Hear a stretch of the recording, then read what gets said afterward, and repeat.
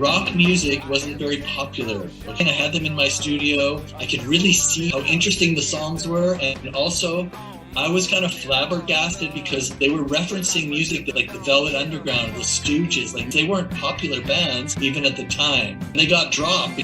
But me and my friends, a lot of underground rockers, we listened to that music. If a guy at a label in New York hears an electric guitar strumming, they're just gonna toss it in the trash can. This is like so far behind the times. It's not pop, it's not all this electro stuff. Yeah, no, because it sounded like badly recorded Velvet Underground, so that's saying something. I had met Pete at the Heaven London Strokes show, put it in my headphones. It sounds like turn of the century folk British music. It's not my specialty. I just always believed quite an old-fashioned way in songs. I don't know, we had love affairs, but nothing that really captured you completely, and songs did that. Then we were together for about 5 years before, the more sort of folky and English, traditional sort of things. The Strokes came over and it was like, oh. I know when we seen the Strokes, so it's proof that you could still do it, you could still get away with it. Our manager, like, she thought, oh, I know some boys who dress a bit like that. Bob, I reckon. Yeah. She says they just got signed to Rough Trade and they've completely changed their sound. They start playing and right away I'm going like, oh my God, this is insane. This is so good. Harmony's down.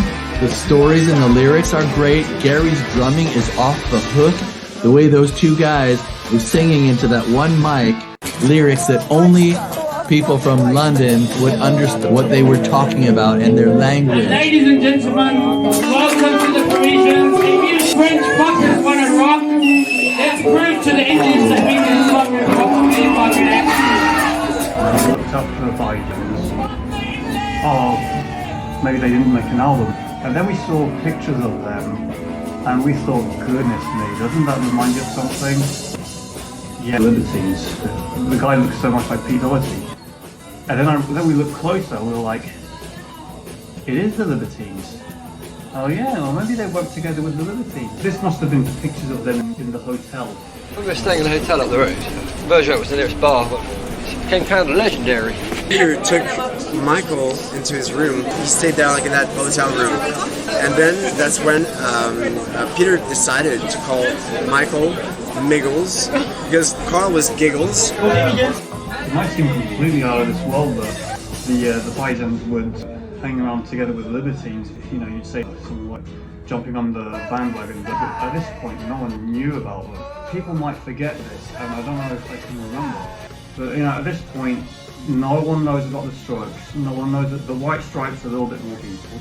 Personne connaissait, personne n'écoutait voilà. La musique qu'on écoutait, donc on avait l'impression de faire partie d'un truc vraiment à part, etc. On fait pas du rock parce que c'est la mode. Ouais, c'est parce qu'on baigne dedans depuis qu'on est petit. Voilà, quand on avait 8 ans, on voulait ressembler aux Spice Girls. Ouais. En grandissant, on voulait ressembler aux Strokes. The Spice Girls were a manufactured band. They were sent to a songwriting team, Stannard and Rowe, to help them actually compose their songs. We're signed on a major label now, but guess what? Major label, we don't lip sync. We don't believe in it. And you can see the executive's face going, what? If you want us to go on MTV, here's what we're going to do. Thought if we could just play the song live. I don't want to lip sync. I'm not a cheesy kind of guy. I want to play my song. This is not going to be a flashy video, a typical MTV video. We're just sort of warming up here, I guess it hasn't started yet. MTV wanted the Strokes to play a 30-minute live podcast. That's it, let's call it Is This It? So thanks again, I think we're about to start this shit any second. American record labels, where at the time they're just so concerned with like pop and like selling records and MTV and making money, and it's like a business. It's not to do much with art. So my older brother had two other friends that he met in high school, and they were talking about whatever and everything. One of them was called Remy. He got a hold of the demo for Soma, and he showed it, and he actually told me what his impression was, and he said, wow, what is this? Is this some older thing? In fact, June Casablanca said something that was quite similar. It's quite interesting. To make it sound like something that in like 100 years that was way ahead of its time, or something from like the 60s that sounded way ahead of its time. Like we had like two ways of looking at it. And they said, no, that's from now. And he said, quote, ça y est, le rock est de retour. That's it, rock is back. And then they got a hold of the album when it comes out. And June Casablancas becomes his poster boy and everything. And they were sat in the garden outside, and they were playing Summer, Last Night and Someday on repeat. And there's a few people here and there, like there was also this girl who was a Strokes fan. I think it was a girl who told him, because you like the Strokes, you might like these two other bands, and showed him the Yeah Yeah Yeahs and the Kills. And he bought their CDs. I don't know, I think that enough people finally, and also the internet, the way it had developed, and by 2003 it was starting to become a major deal. And so the Parisians going to see the Libertines, to go and talk to them, is more like, well, this is what we like, this is the kind of music we want. In the days following the Strokes and Libertines' arrival in France, boys and girls were taken to rock and roll bands, them unattracted fans. What I like about the story of the band, C'est comme si t'étais avec tes potes en train de faire de la musique, tu vois. Donc il y a pas, enfin pour nous on était juste en train de s'amuser, juste envie c'était de jouer et on s'en fichait, on se branche et c'est tout. Vous étiez des gosses de 15-16 ans qui font de la musique dans des caves, enfin c'est super excitant, tu vois. It's really like innocent, we just wanted to have a band and we started our instrument and then we I think I got into Reptilia first, The Way It Is. I remember I like that song too. I like two songs by the Strokes. I had to get over myself because the truth is I like the Strokes. I was on the way home from school and I told Nathan, I like the Strokes. Really? Yeah. And we were walking along the path and we were both singing one of their songs, and I remember there was a girl from my class who saw me, and seeing me and Nathan singing the song both did like that. Thought it was quite good and actually said, "Hello Joe," which didn't happen very often. And at the end of summer 2004, one band was doing recordings for a timely release. Young People was a regular around the Paris rock scene in a band called the Airboys. And April compiled their work in a recording studio. Recorded in 2 days, 5 songs and 8 lyrics, which some people might call mythic. The Parisians have a knack for writing songs, making music that you just want to listen to the song again afterwards. It's one thing to have a song that stays in your head, but the Parisians have something better. You want to listen to the song again and again and again. That's probably the best thing to achieve. They make stuff that you just want to listen to it again. Take all the money, don't be silly, you just drive to ride. You just dig it the whole way through. That's what it is. That's what it is. I mean, you say, what would you say that about? It was reviewed by journalist Cedric B. He said it becomes unnecessary to put their compose on une galette.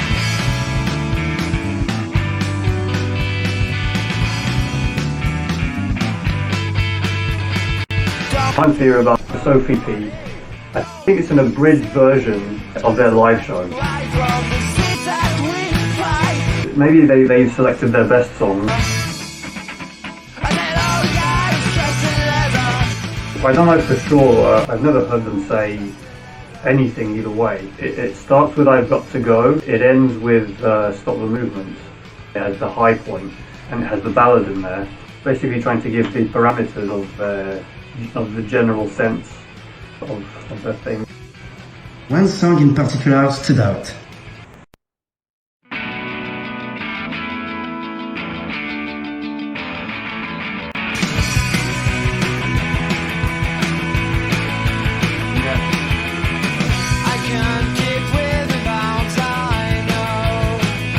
It was later featured in a special edition of Inrecuptible magazine. On a little CD it had.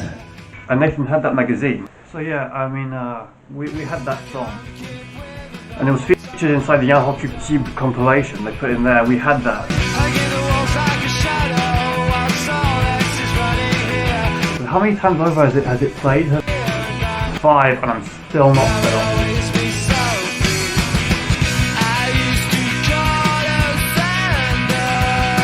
Christopher said, Christopher Long, he doesn't have a French accent and he doesn't have an English accent, he has a special accent.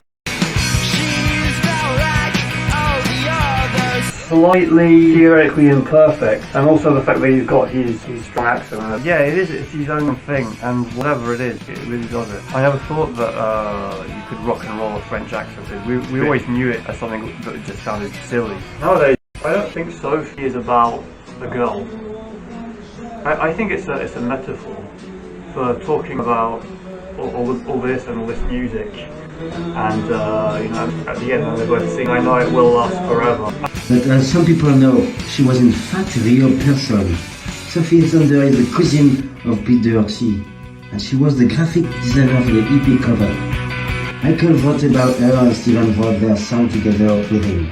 But it is not certain whether they were aware that this would become an anthem of the rock fans in France and what was unconsciously going to be the underground French rock scene.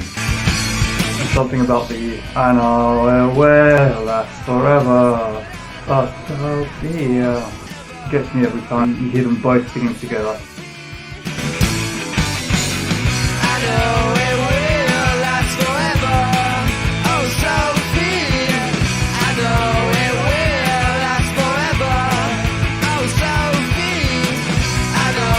In the review it said, these people are often considered to be the French Libertines. There is nothing of it. And in the review it evoked the Ramones. I think they sound a lot more tight than the Libertines. And they sound a lot more ordered and in sync kind of stuff.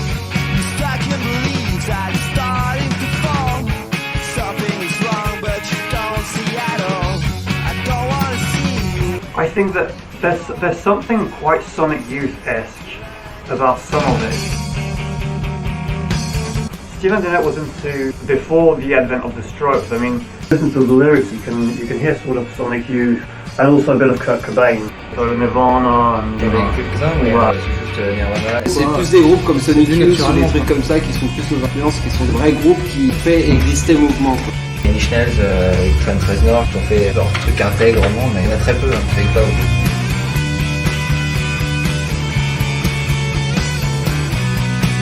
Most of us started when the Strokes and the Libertines arrived. À la base, les Strokes, les Libertines, avec les Dodgers, voilà, c'est du coup on en parlait.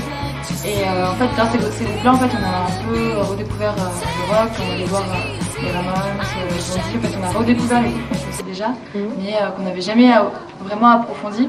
Et donc voilà, c'est grâce à ces groupes-là qu'on a connu d'autres groupes qui nous ont ensuite influencés. Steven Denet was into, he was before all that. He was listening to kind of the stuff that I call Celine Long rock, because Celine, Christopher Long's older sister. My older sister knew Celine. When she grew up in last time, Christopher moved into her room and all her CDs were still there. All that, and then, you know, the obvious classics along with it. Tommy at that time was into Coldplay. That's something else that there was at the time, and I would have ended up introducing him to the stuff that, you know, the same kind of stuff that Katie and Marine and Plasticine are into. My brothers wanted to tell me about all these bands. The White Stripes, the Libertines as we thought they were called, because no one had told us their name yet and we had never heard that word before. I never said I split the Libertines up. I said, oh well, put it on ice is what I said.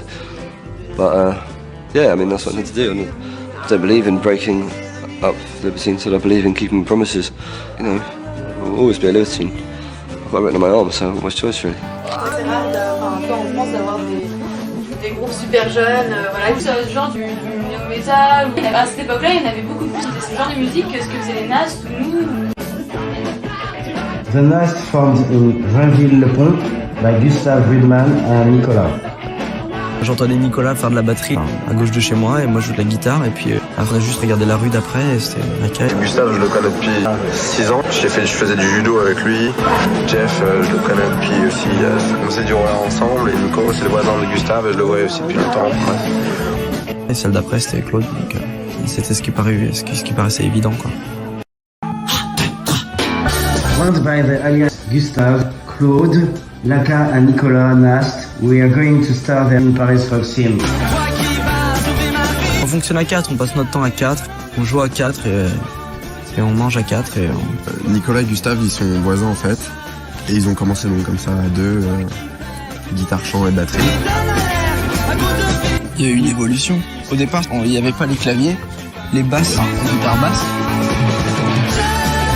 On jouait la basse sur le Farfisa parce qu'on s'en foutait, il y avait une partie basse et on dit ok pourquoi une basse, on s'en fout. Maintenant il y a 3 claviers, maintenant on a un Moog etc.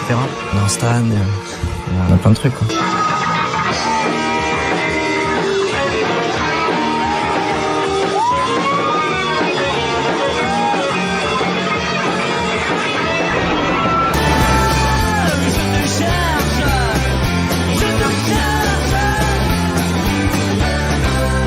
l'évolution, mais c'est l'évolution logique, quoi.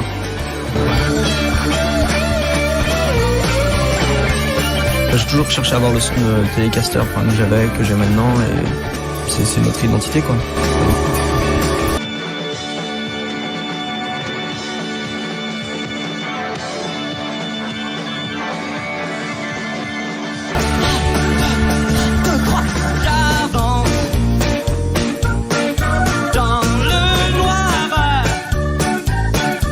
En fait, au début, on a commencé à répéter dans ma chambre.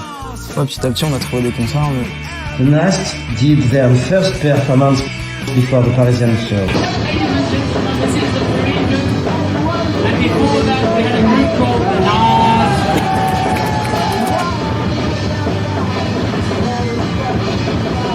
It was a complete circle and the people could do rock bands with their own terms.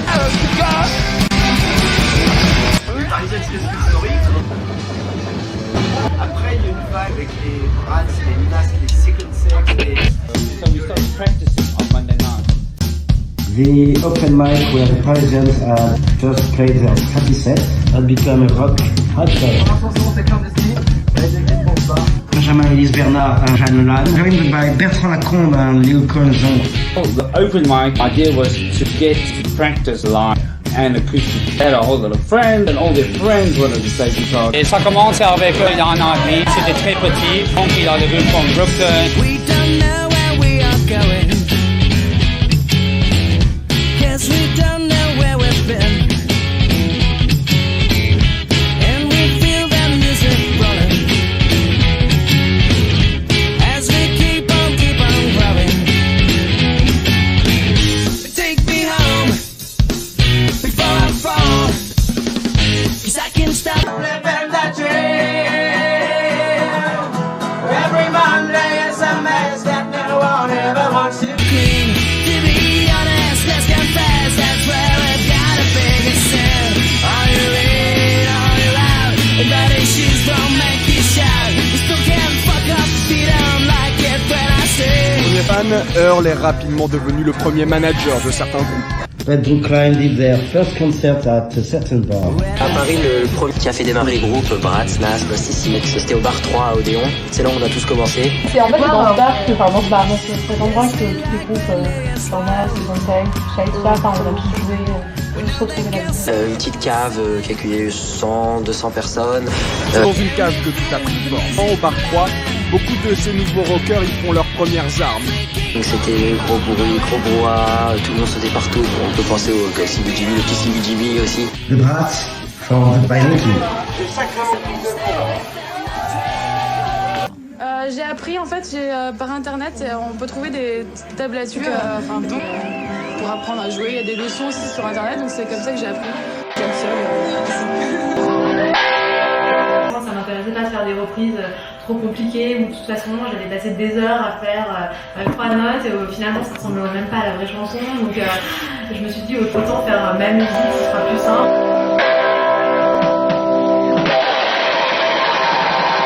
On a un peu ce côté là d'urgence en fait.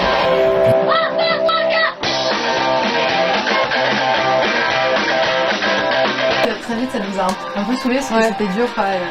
Donc on s'est dit autant faire nos chansons, au moins les gens verront pas si c'est bien ou pas, si on sait pas faire. Voilà, exactement. Déjà nos chansons elles sont assez courtes.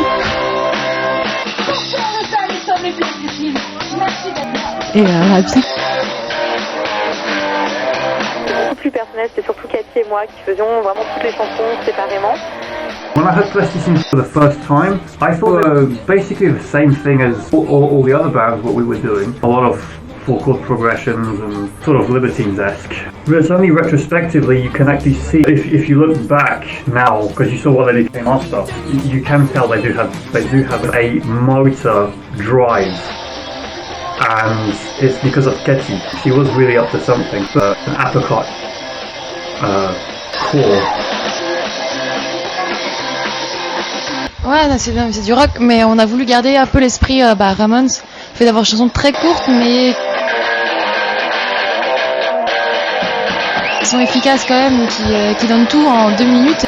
C'est par la scène, et c'est là que tu vois, tu peux échanger des choses avec les gens. Quand t'es sur scène, tu vois des gens qui sont en train de danser sur ta musique, c'est super, c'est tellement génial comme sensation de voir que les gens ils sont en osmose avec toi qui est sur scène et qui, enfin, tu partages ta musique, c'est super intéressant, c'est super enrichissant. C'est pour ça qu'on fait de la musique, c'est pour la scène.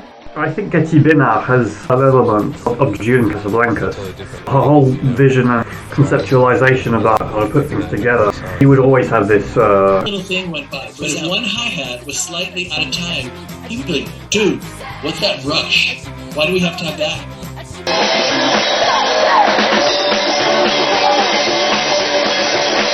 Nobody's playing slop. They were all playing like the Life Depended on the click track, like totally nailing it, like pushing everything, focusing like laser beams. I think that Louise is the coolest thing in the world. It seems like she used to be a shy girl and now isn't anymore, and has a lot of life. There's another thing that Plasticine have, is that they have Louise as a bass player.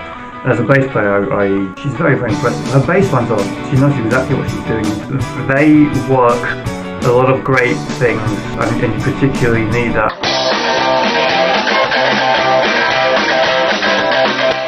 They just 4 strokes concerts and wanted to get their guitars and let's play music and let's do it. I mean, that's just great fun. People would love to be part of a band like that. On a tous monté nos groupes en même temps et on s'est tous soutenus, justement on s'aidait pour faire les concerts, on distribuait les flyers, je me rappelle, il y avait tout un truc, on faisait la pub, du concert de machin, c'était trop les rendez-vous un peu secrets parce qu'à ce moment-là personne connaissait.